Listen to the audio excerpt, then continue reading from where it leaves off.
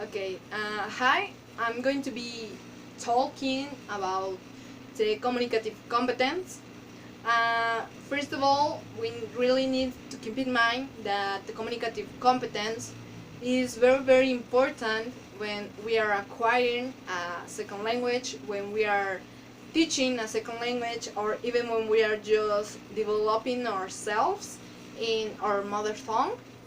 Uh, but before I start to explain to you the definition or the characteristics of the communicative competence, I want to tell you about where does the term communicative competence comes from, who is the father of this term. Well, the father of communicative competence is Del Himes, who was born in June 7 of 1927 in Oregon, and he died in 2009. He was a linguistic, sociolinguistic, anthropologist, and folklorist who established disciplinary foundations for the comparative ethnographic study of the language use. He first coined the term of communicative competence in the year 1966 when he reacted against the idea of Chomsky.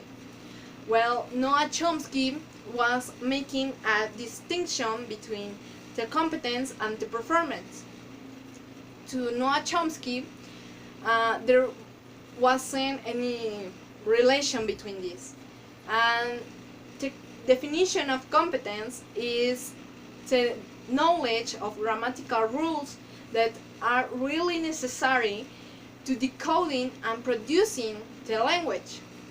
And the performance, as some of you know, is the actual language used in a certain context. So, to Himes, there wasn't any distinction between these two terms. And for this reason, he proposed the notion of communicative competence. This means that the knowledge is really necessary to be used in language context as an object of the linguistic investigation, and that's how the term communicative competence was born. What is communicative competence? We can define the communicative competence as the ability of the speaker to use a certain language in an effective way to communicate in authentic social and school environments.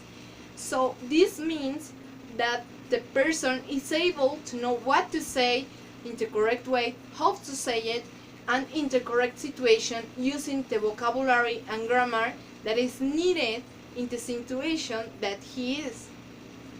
So according to Himes, a normal child acquires knowledge of sentences not only as something grammatical, but also as appropriate.